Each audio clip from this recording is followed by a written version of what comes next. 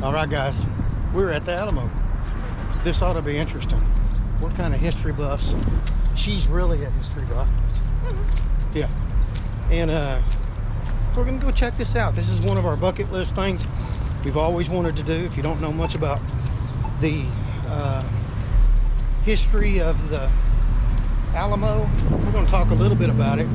Most people think that the Alamo was just a great big battle, but it was actually a bunch of battles. 13 days, I believe. Yep. The one on March 6th that everybody associates with it, it was horrendous. You're looking at about 200 plus men facing off against about 1,500. Yeah. So it was really overwhelming. So it was pretty cool. If you've never really looked into it, there's some killer history videos on YouTube. Go and check those out. You'll really enjoy it. But we'll get you some video. Here we go, boys and girls.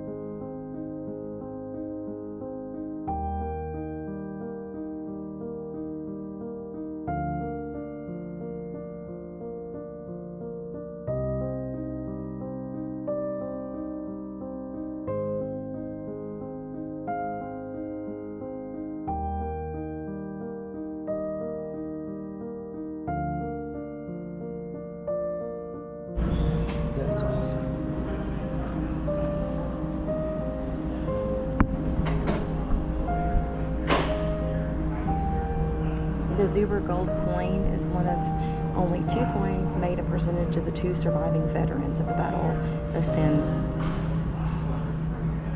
Jacinto in 1909. He was 16. This one was given to William Physics Zuber, who was 16.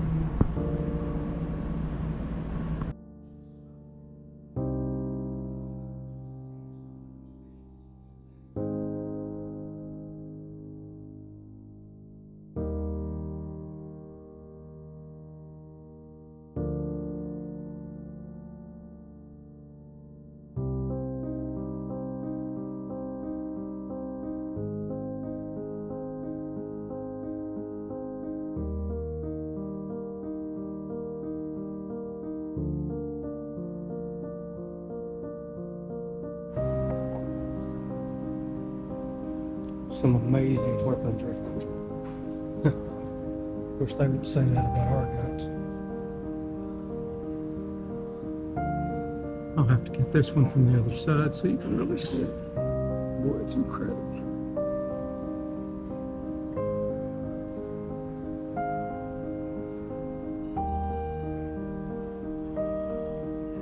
Luke Hampton is watching this.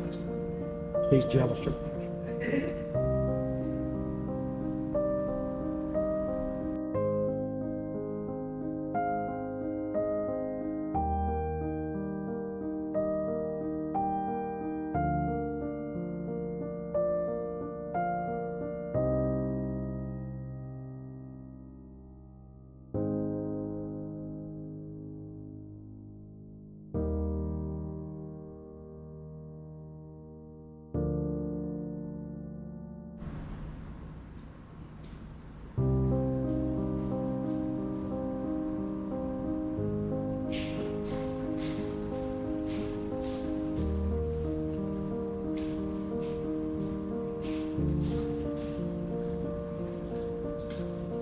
This lance right here is incredible. Some kind of Damascus.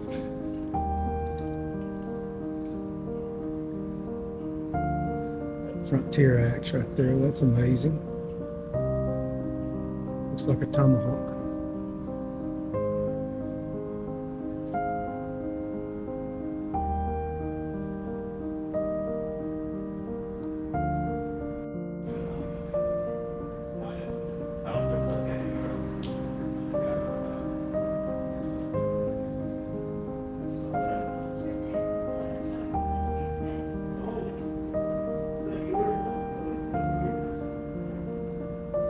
The primitive bowie up here, it's pretty cool.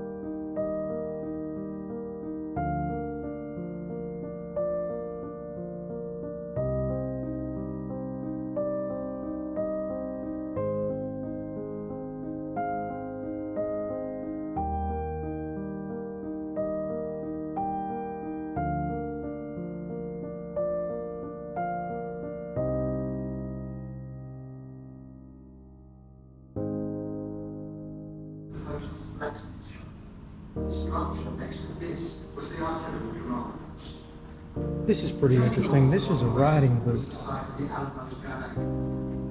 If you look at the heel real closely, it's just layers of leather. And then if you can see on the very bottom, it's got like a horseshoe, so it's metal.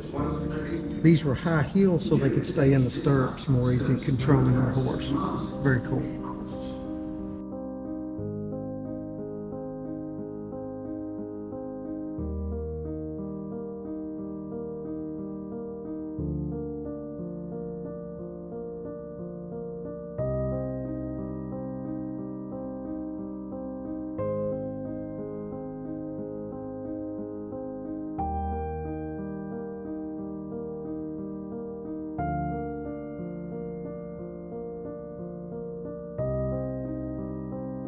Some of you might know me from my music. I'm talking to you today just as an Alamo enthusiast. This model will hopefully give you a glimpse into the past. Santa Anna arrived with troops in San Antonio on February the 23rd, 1836, and laid siege to the Alamo, limiting the defenders' food, supplies, and communication. In the following days, the Mexican army continued to grow. On learning that Texan reinforcements were not coming, the defenders sensed gloom. Adding to this, the haunting notes of the Diguea echoed across the plains, signaling that the Mexican army would take no prisoners alive. During the several months preceding the Battle of the Alamo, its defenders worked hard to transform this large mission into a fort, strengthening walls, filling windows, and positioning artillery. The structure just outside the compound and south. Well, that was that. Did you enjoy it? That's not our favorite stop. The history is awesome. I love the story. I've reviewed the story since we came up here, and I had a ball with that. Just reviewing all the stuff I had forgotten over the years. What'd you think? It was okay. There you go. There wasn't, in my opinion, enough artifacts from the Alamo. I do wish there'd have been more of that. But nothing we can do about that, I guess. I was And just surprised. Some of it was closed off too. We couldn't get to it. Yeah. The church was cool. The church was cool, and the stuff y'all saw in the museum, it was cool too. Even though it wasn't specifically Right. just Alamo stuff. But now the thing that Phil Collins did, because he's an Alamo buff, he did a diorama, or he commissioned it, and that was really neat. That was cool. That was cool. Even though there's only 15 cannons on the thing, and there was 19 cannons left by the Spanish when they were kicked out of the Alamo. But you'll just have to go read that for yourself. All right, we're headed back to the truck. Off to the next stop, which technically is my home. We're headed to the house. La Casa. Love you guys.